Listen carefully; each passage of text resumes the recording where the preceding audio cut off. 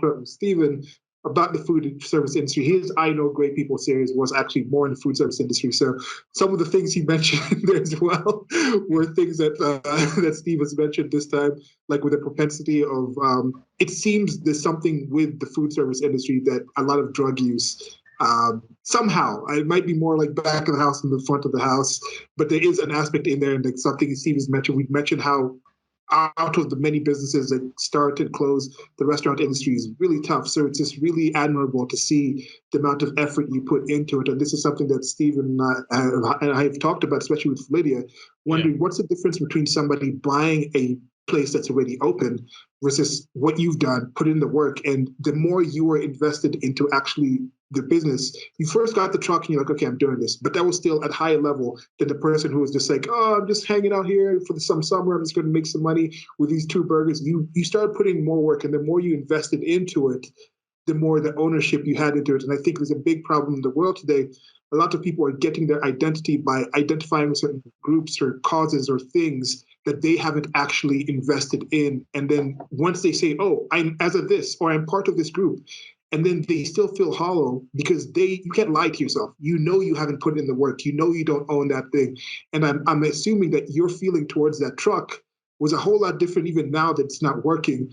Now that you've put in all that time and you have your restaurant, you've gotten to the restaurant, but that truck is still apart because you know the actual work you put into it to actually get to this point. Is that something that you feel is something that speaks to your experience?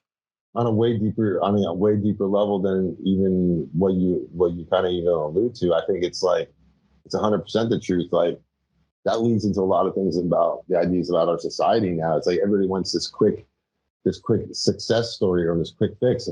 Or you hear the story a lot with musicians, even like overnight success. But then you do the research and you realize, oh, this guy was playing like dusty bars for like 15 years. And it's like, that's not an overnight success. Yeah. That's what you saw. That's what you see in the public eye. So yeah, you're right. You have to own it, man. You have to own whatever the heck you're doing. Like oftentimes the trials and tribulations at a place will build you who you are. You might have worked as a manager somewhere where you're like, that was a terrible experience. I just got treated like garbage there and, whatever. But that somehow makes you, war tested. And then it prepares you somehow for the next event. Like being prepped is not being prepared. So you can prep all you want for something. Like I prepped a lot for this business, but I wasn't prepared for what could happen. Like this country was born from a volcano. And it's a similar experience for the person living here. It's not just a smooth experience for any being living here, whether it's the horses fight for food and water and kind of we do too, Yeah. But yeah, man, you got to own it. And I think the experience is, you presented this questionnaire and I knew I was going to do this to you, man. I saw your questionnaire. I'm like, we're not going to talk about none of that. Because I felt like the story needed to be told a little bit because our history, Steve and I's history, kind of led me here, in a lot of ways. Like we had all our conversations at Netta were about independent thought and like how we're better than this shit we're doing right here. Like I felt like there was more potential. I felt like they were limiting our potential there. Yeah. It was their ego, They didn't want us being too good.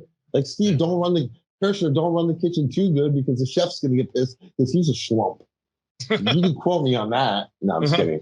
He was a terrible leader. But like, if you're a good leader, other people will hold you to, some people hold you to that standard, but other people will hate you for it.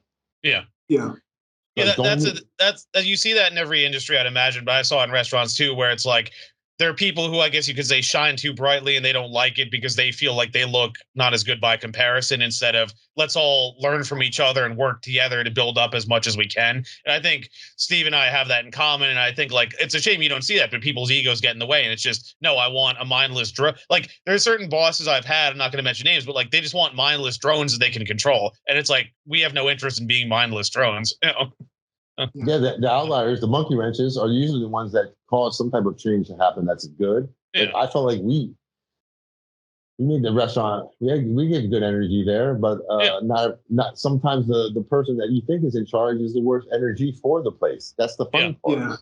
Yeah. So I mean, I battle those demons all the time. Like I'm a new owner, so I'm always having this conversation with myself all the time, being super self-aware of that, of what you're saying and how you're saying it to people. And you just, we knew each other through the restaurant industry, but I don't think we talk much about restaurants in the restaurant business, Steve and I. Mm-hmm.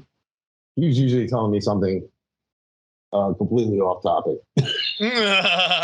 Let's talk about sushi. And he's like, let's talk about Marie Rothbard. And yeah. 45 minutes. And I'm like, I'm down. It's always a good time. It's always a good time to talk about Marie. It's always.